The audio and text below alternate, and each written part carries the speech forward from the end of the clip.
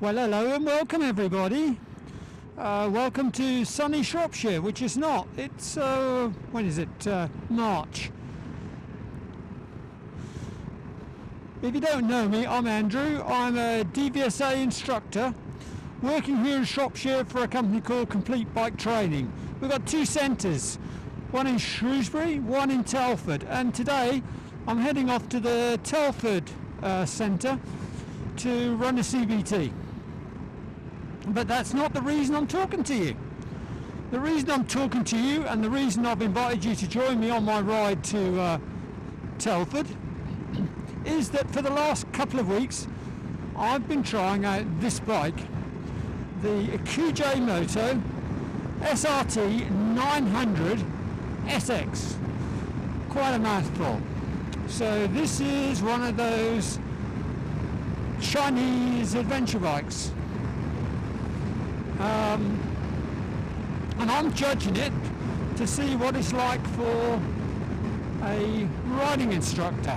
And let me tell you, if it suits me as an instructor, it's certainly going to suit you for everyday riding. Because basically I have to do a bit of everything. I have to ride slowly, do slow control, ride in town. I have to cover a lot of miles. I have to sit on this seat for 3 or 4 hours a day. So I need comfort, smoothness, control,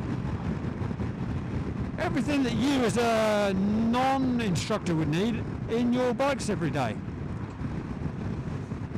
So let's get into it, shall we? As you join me on this combined A-road, twisty A-road, dual carriageway, nice twisty back road. This is a fully featured bike. It's got everything you need. Everything from integrated dash cam, TFT screen, heated grips, heated seat, cruise control, rider modes, adjustable suspension, albeit not automatic,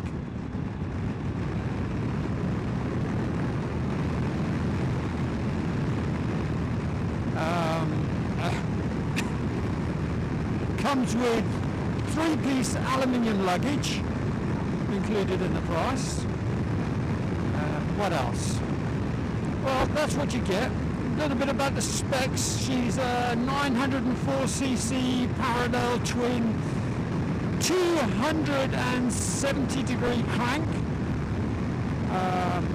kicking out 97 brake horsepower, and I think it's like 17 newton meters of torque.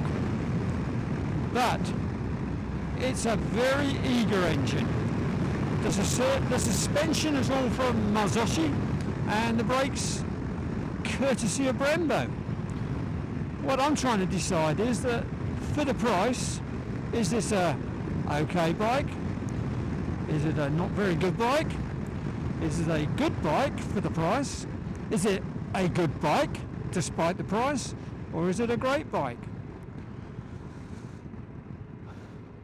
Well, let's have a look and see. So the suspension, first of all, very compliant. I'm not sure the size of the front forks, but they big and fat, and I've not had them give me any concerns. I wish the rear suspension was remotely adjustable, but there's not. You have to get in there with a C-spanner, and who likes playing around with those? It's got a quick shifter. Like I said, 3 riding modes: sport, normal and wet.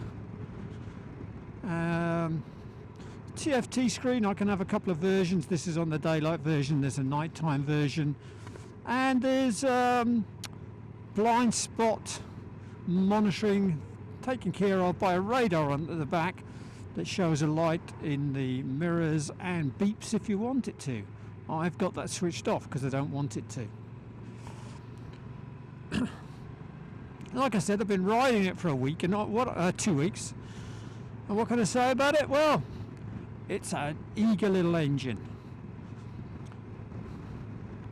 I normally ride Tiger 1200s, BMW GSAs, down to let's say 650 Suzukis for the DAS students. So I ride a variety of bikes, and this really is a very keen bike. The clutch is a cable clutch, very light. The brakes nice and progressive, like I said, thanks to Brembo. They're not wooden. There's a bit of fork dive, but I haven't really had a chance to fully set up these suspension for me and the way I ride. I'd probably want it just a touch harder at the front, less dive, and I'd probably want maybe a touch more preload on the back. Here at 30 miles an hour, fourth gear, the fueling is nice and smooth. There's no jerkiness, no juddering. And I find that all the way around town. It's a very good bike for slow control, for slow speed manoeuvring. And I'm hoping to going to show you sort of figure eights and U-turns shortly. When I get over to the test centre if I have time. The training centre if I have time. When you want to overtake, it'll deal with traffic in fourth and fifth gear, no problem at all. The fuel tank is 24 litres, it's vast. So when it's full, it makes the bike, which is already 265 kilos, quite a big girl. But the centre stand's really well designed, and even me with my 62 kilos has no trouble getting this bike up on its centre stand. The seat height, 835 mils, seems nice and low, but it's quite a wide seat. It's a very comfortable seat, happy to sit in it all day, but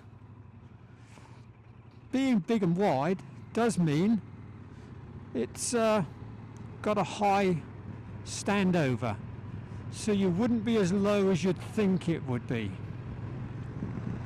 I sat on a BMW 900 the other day with I think an 860 or 880 seat height, and I could get the same amount of toe on the ground with both bikes. So it's not just the absolute seat height that makes all the difference. Like I say, it's got cruise control. It's just a hold the switch and control is on, confirmed with a little green light on the dashboard. And that seems to work really well. I think there's a limit to the top end of where you can apply cruise control and a limit at the bottom end. The switches are all great, easy to get to. The only ones that are lit are the ones for the TFT screen. They're backlit at night, but curiously, you can't use them. So that becomes a little bit of a pain. Looks like we've got a little bit of filtering here. Like I said, she's a big wide bike, got lots of protection on. And curiously enough, those lights at the front, full LED lights all the way around, does give it good road presence.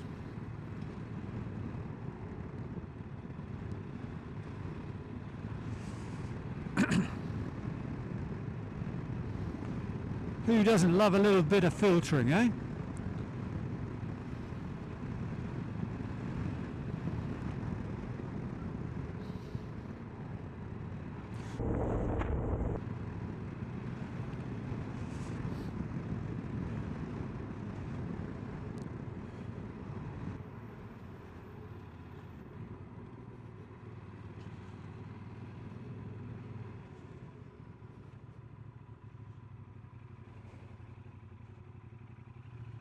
Cheers!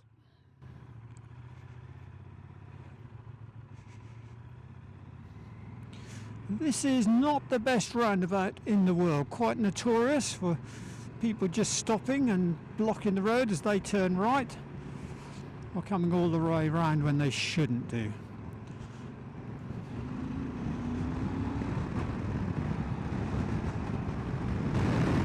The little screen at the front, surprisingly small, but does keep the wind off my body. I can feel it just coming over my shoulders.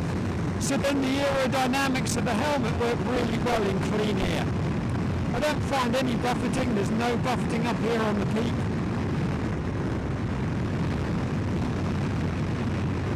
And that's at motorway speeds.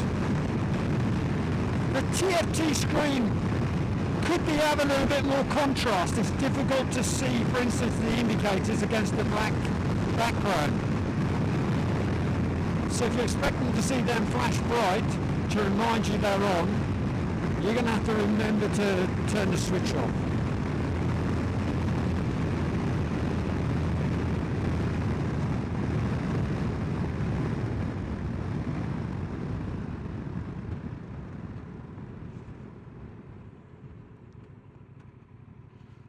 Like I said, I'm 5'7" and stopping here at the traffic lights. I'm on tiptoe on 1 foot, and the seat's non-adjustable, although I understand you can get lowered seats.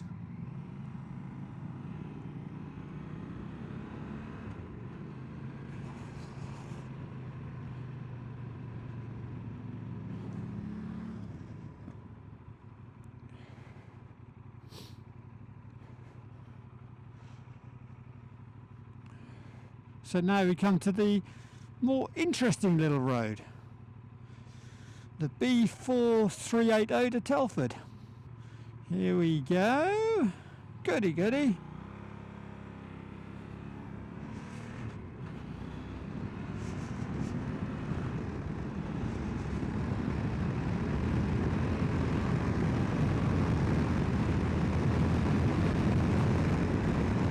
It's a Sunday, so of course we've got our cyclists about, with everybody scared to overtake them.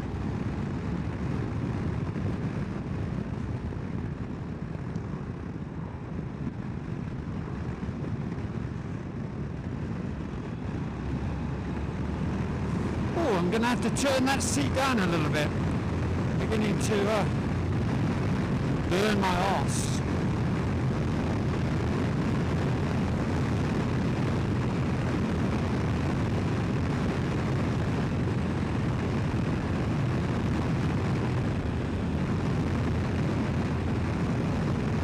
Got a lovely riding position, nice and commanding, good views ahead, good views over traffic.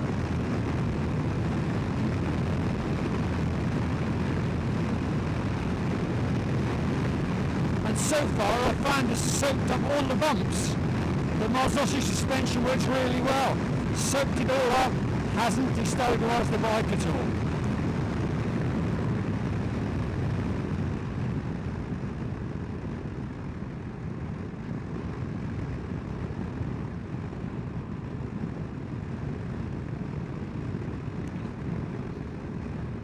Always weary round here, chaps. It's National Trust territory. So, 6th gear roll on from 40.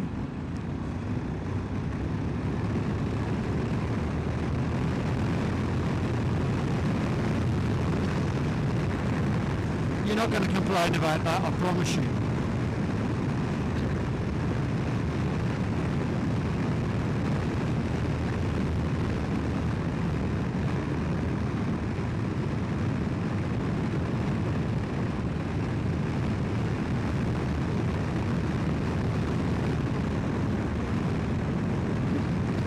So this is where the road gets a little bit more interesting.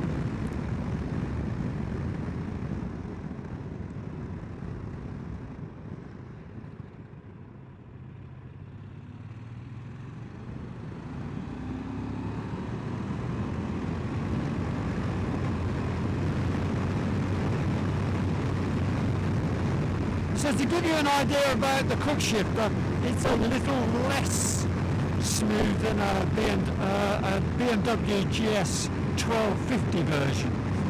They weren't the smoothest. It's certainly not a Suzuki quick shifter.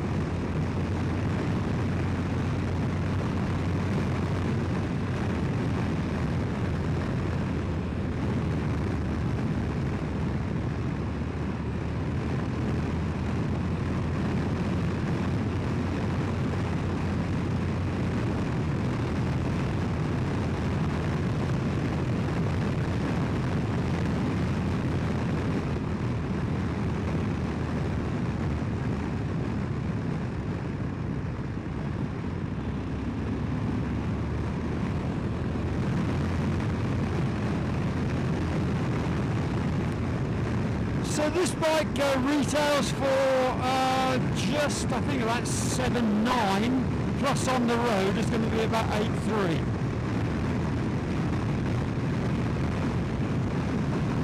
Comparable bikes are going to be like the Tiger 900, which with all the kit is going to be £14,000-15,000. Now there's no doubt you're not getting quite the level of finish that you see on the Tiger 900, but it's not costing you twice the price.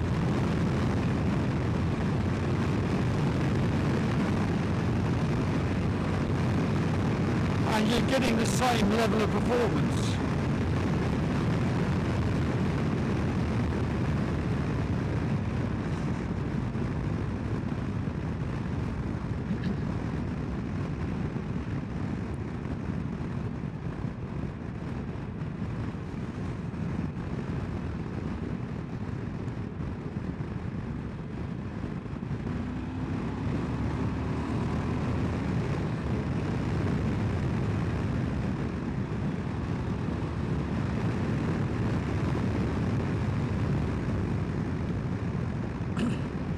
So just like there, slower vehicles easily dealt with.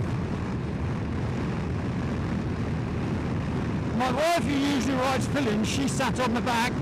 She said the seat seemed really comfortable. I haven't had a chance to ride pillion with her, but she did say it was quite high, which is a good thing because you can see right over my head.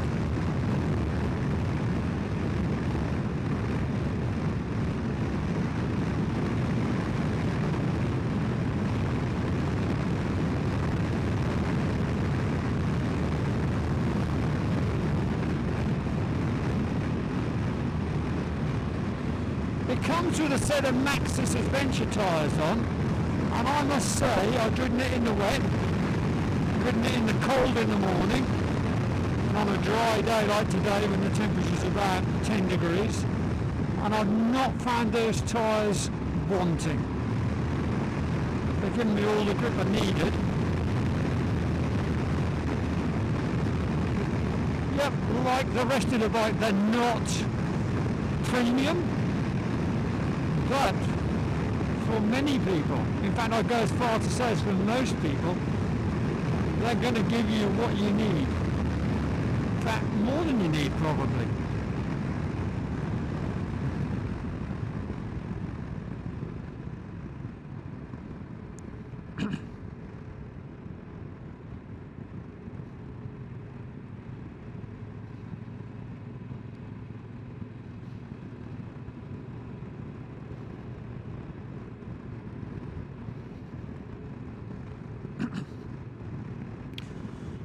This is a notorious speed camera spot. Every couple of weeks there with the van. Anyway, you just have to be careful. Beautiful views of the River Severn here. Sometimes early in the morning, the mist is just rising. Stunning. Cold though.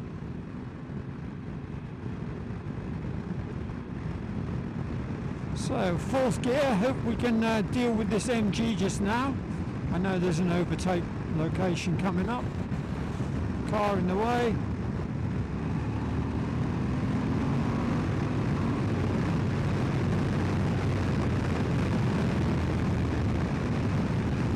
No worries, people.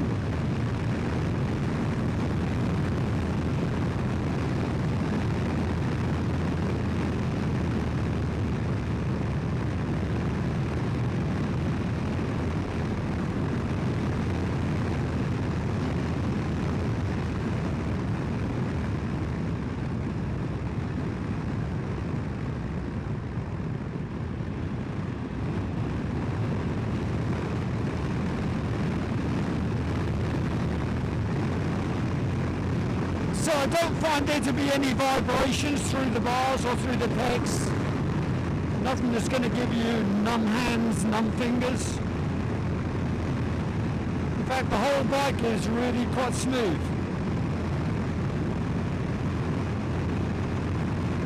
have no idea about things like spares availability. Servicing is valves every 26,000 miles, oil every 6, so it's in line with lots of other bikes. And they haven't really been around long enough to understand depreciation. But if you're buying a bike to keep a bike and ride a bike, are you worried about depreciation? Probably not.